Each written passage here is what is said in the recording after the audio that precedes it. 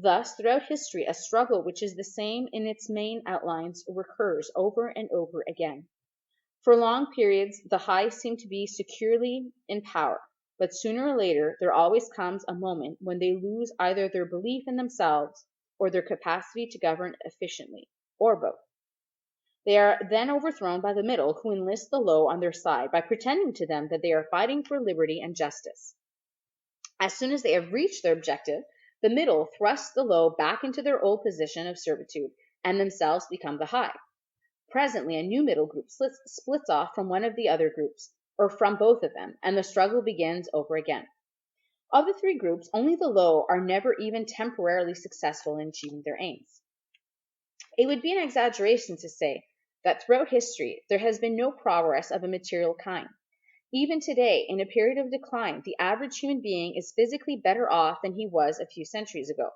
But no advance in wealth, no softening of manners, no reform or revolution has ever brought human equality a millimeter nearer. From the point of view of the low, no historic change has ever meant much more than a change in the name of their masters. By the late 19th century, the recurrence of this pattern had become obvious to many observers. There then arose schools of thinkers who interpreted history as a cyclical process and claimed to show that inequality was the unalterable law of human life. This doctrine, of course, had always had its adherents, but in the manner in which it was now put forward, there was a significant change. In the past, the need for a hierarchical form of society had been the doctrine specifically of the high. It had been preached by kings and aristocrats, and by the priests, lawyers, and the like, who were parasitical upon them, and it had generally been softened by promises of compensation and an imaginary world beyond the grave. The middle, so long as it was struggling for power, had always made use of such terms as freedom, justice, and fraternity. Now, however, the concept of human brotherhood began to be assailed by people who were not yet in positions of command, but merely hoped to be so before long.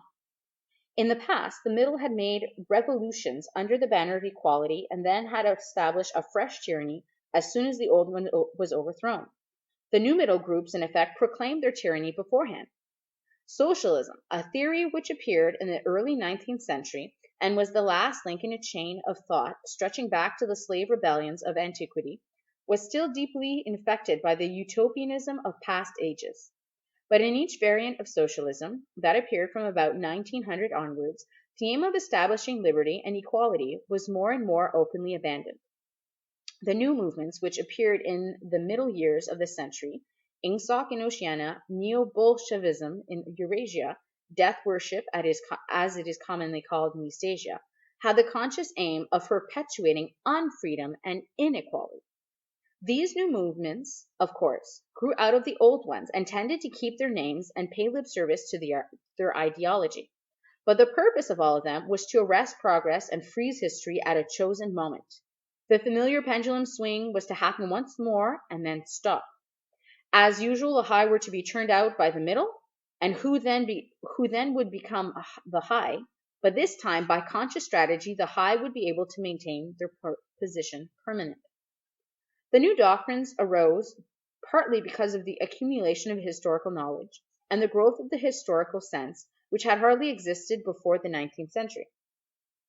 The cyclical movement in history was now intelligible, or appeared to be so. And if it was intelligible, then it was alterable. But the principal underlying cause was that, as early as the beginning of the 20th century, human equality had become technically possible. It was still true that men were not equal in their native talents, and that functions had to be specialized in ways that favored some individuals against others. But there was no longer any real need for class distinction or for large differences of wealth. In earlier ages, the class distinctions had been not only inevitable but desirable. Inequality was the price of civilization. With the development of machine production, however, the case was altered. Even if it was still necessary for human beings to do different kinds of work, it was no longer necessary for them to live at different social or economic levels. Therefore, from the point of view of the new groups who were on the point of seizing power, human equality was no longer an ideal to be striven after, but a danger to be averted. In more primitive ages, when a just and peaceful society was in fact not possible, it had been fairly easy to believe in it. The idea of an earthly paradise in which men should live together in a state of brotherhood, without laws and without brute labor, had haunted the human imagination for thousands of years. And this vision had had a certain hold even on the groups who actually profited by each historic change. The heirs of the French, English, and American revolutions had partly believed in their own phrases about the rights of man, freedom of speech, equality before the law, and the like, and had even allowed their conduct to be influenced by them to some extent. But by the fourth decade of the 20th century, all the main currents of political thought were authoritarian. The earthly paradise had been discredited at exactly the moment when it became realizable. Every new political theory, by whatever name it called itself, led back to hierarchy and regimentation. And in the general hardening of outlook that set in round about 1930, practices which had been long abandoned, in some cases for hundreds of years, imprisonment without trial, the use of war prisoners as slaves, public executions, torture to extract confessions, the use of hostages, and the deportation of whole populations, not only became common again, but were tolerated and even defended by people who considered themselves enlightened and progressive. It was only after a decade of national wars, civil wars, revolutions, and counter-revolutions in all parts of the world that Ingsoc and his rival emerged as fully worked out political theories.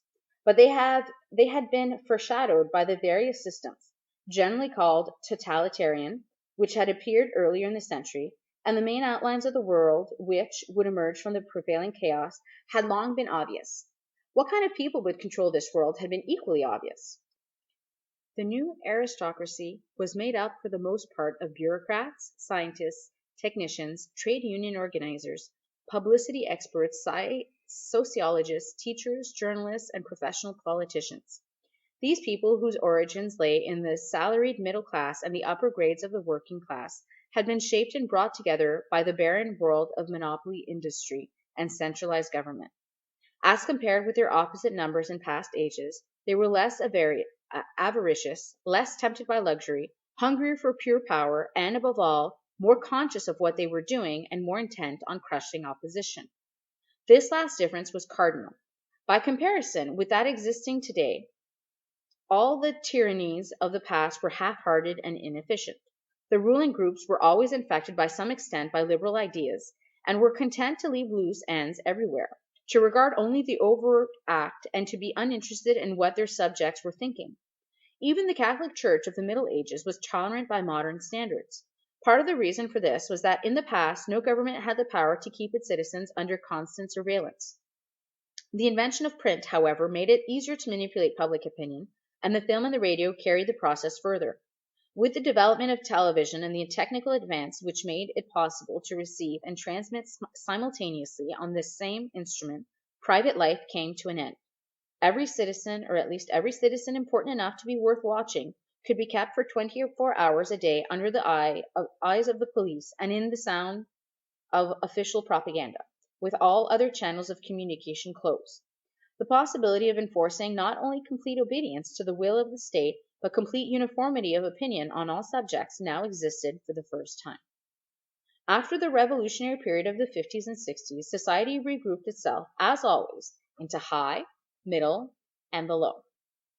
But the new high group, unlike all its forerunners, did not act upon instinct, but knew what was needed to safeguard its position. It had long been realized that the only secure basis for oligarchy is collectivism. Wealth and privilege are most easily defended when they are possessed jointly.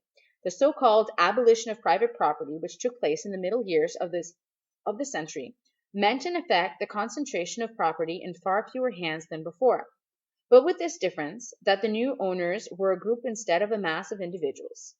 Individually, no member of the party owns anything except petty personal belongings.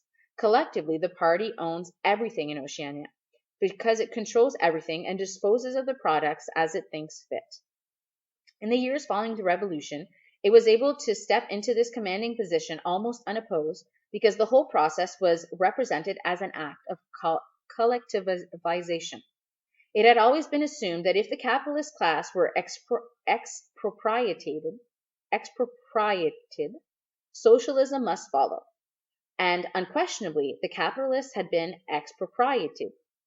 Factories, mines, land, houses, transport, everything had been taken away from them. And since these things were no longer private property, it followed that they must be public property. Ingsoc, which grew out of the earlier socialist movement and inherited its phraseology, has in fact carried out the main item in the socialist program, with the results foreseen and intended beforehand that economic inequality has been made permanent.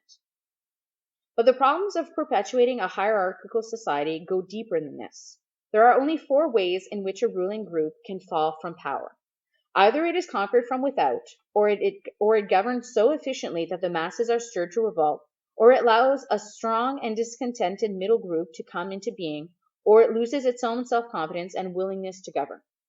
These causes do not operate singly, and as a rule, all 4 of them are present in some degree. A ruling class which could guard against all of them would remain in power permanently. Ultimately, the determining factor is the mental attitude of the ruling class itself. After the middle of the present century, the first danger had in reality disappeared. Each of the 3 powers which now divide the world is in fact unconquerable and could only become conquerable through slow demographic changes which a government with wide powers can easily avert. The second danger also is only a theoretical one. The masses never revolt of their own accord, and they never revolt merely because they are oppressed. Indeed, so long as they are not permitted to have standards of comparison, they never even become aware that they are oppressed. The recurrent economic crises of past times were totally unnecessary and are not now permitted to happen. But other and equally large dislocations can and do happen without having political results, because there is no way in which discontent can become articulate. As for the problem of overproduction, which has been latent in our society since the development of machine technique, it is solved by the device of continuous warfare, see Chapter 3, which is also useful in keying up public morale to the necessary pitch. From the point of view of our present rulers, therefore, the only genuine danger are the splitting off of a new group of able, underemployed, power-hungry people, and the growth of liberalism and skepticism in their ranks. The problem, that is to say, is educational. It is a problem of continuously molding the consciousness both of the directing group and of the larger executive group that lies immediately below. The consciousness of the masses needs only to be influenced in a negative way. Given this background, one could infer, if one did not know it already, the general structure of oceanic society. At the apex of the pyramid comes Big Brother. Big Brother is infallible and all-powerful. Every success, every achievement, every victory, every scientific discovery, all knowledge, all wisdom, all happiness, all virtue, are held to issue directly from his leadership and inspiration. Nobody has ever seen Big Brother. He is a face on the hoardings, a voice on the telescreen. We may be reasonably sure that he will never die, and there is already considerable uncertainty as to when he was born. Big Brother is the guise in which the party chooses to exhibit itself to the world. His function is to act as a focusing point for love, fear, and reverence, emotions which are more easily felt toward an individual than toward an organization. Below Big Brother comes the inner party. Its number limited to 6 millions, or something less than 2% of the population of Oceania. Below the inner party comes the outer party, which, if the inner party is described as the brain of the state, may be justly likened to the hands. Below that come the dumb masses whom we habitually refer to as the proles, numbering perhaps 85% of the population. In the terms of our earlier classification, the proles are the low, for the slave populations of the equatorial lands, who pass constantly from conqueror to conqueror, are not a permanent or necessary part of the structure. In principle, membership in these 3 groups is not hereditary.